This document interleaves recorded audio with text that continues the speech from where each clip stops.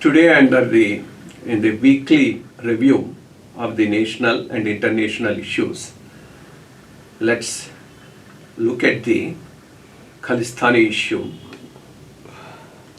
and the role of Canada in fomenting this trouble. Internationally, the dam burst in Libya and the consequent flooding that killed thousands, maybe a lakh of people in Libya. Both these issues, let us have a look at. First, the Khalistani issue. It's a fact that Canada has been sympathetic and has been supporting the Khalistani elements and the terrorists from their soil.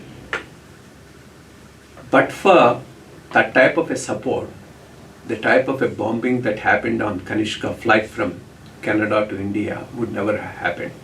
Even after that has happened, what was the progress of investigation? Not much. Nobody has been pinned down and made responsible for that. And this happened during the tenure of the present Prime Minister Justin Trudeau's father. And then now this man Justin Trudeau, who is the Prime Minister of Canada, is dependent on the Khalistanis for his very political existence. That's why he was unnecessarily taking a lead and trying to voice his concern about internal affairs of India, like the farmers' agitation, which he supported from Canada. But when farmers in Canada did an agitation, he crushed it with an iron hand. That's the double standards of these people. And then, of course, the recent Nijjar killing. The way he's trying to make India responsible for this and exposing an embassy official is something very mean and not expected of a government in power. Whether he is doing alone or this is plot in which the other Anglo-Saxon countries who think that they still dominate and control the world are also partners, we'll only come to know in the future.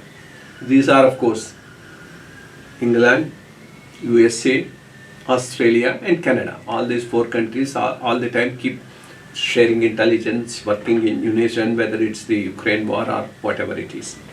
One thing is a fact.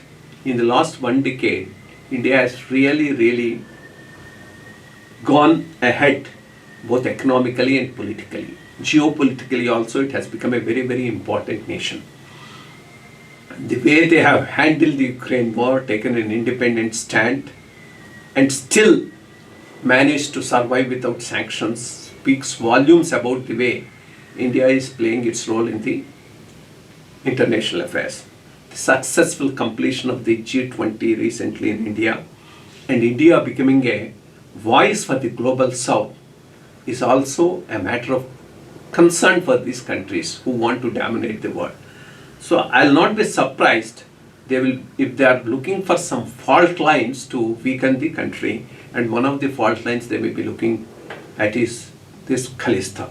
Similarly, recently in The Economist, there was an article about the North-South divide. I mean, specifically, they can't talk of something good about India. They are looking for what are the fault lines on which they can play on. These articles don't come just like that as a matter of course. There's a deliberate design behind whatever they do. The Western press, the Western newspapers, and the Western governments. They play it up, then look for conspirators within the country to work with them. And we have lots of them.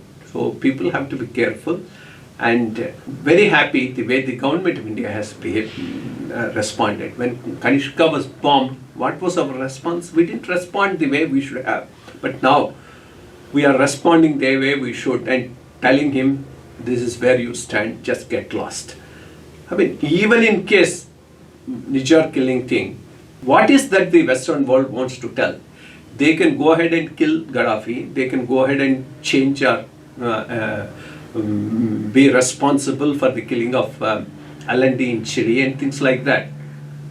And then, when it is the issue of other countries, they keep on preaching. This is their double standard. We have to be watchful about our national integration, because the more and more we grow and more we become important internationally, these forces, along with their companions within the country, will try to foment internal troubles. This is exactly, I think, the design of Justin Trudeau when he's trying to foment these problems between Hindus and Sikhs in Canada, so that it can spill over into India and can become a problem. So I mean, we have to be careful and handle this properly and tactfully, so that we don't become a prey to their Machiavellian tactics. This, I think, is an important issue as far as this Khalistan thing that is going on in Canada.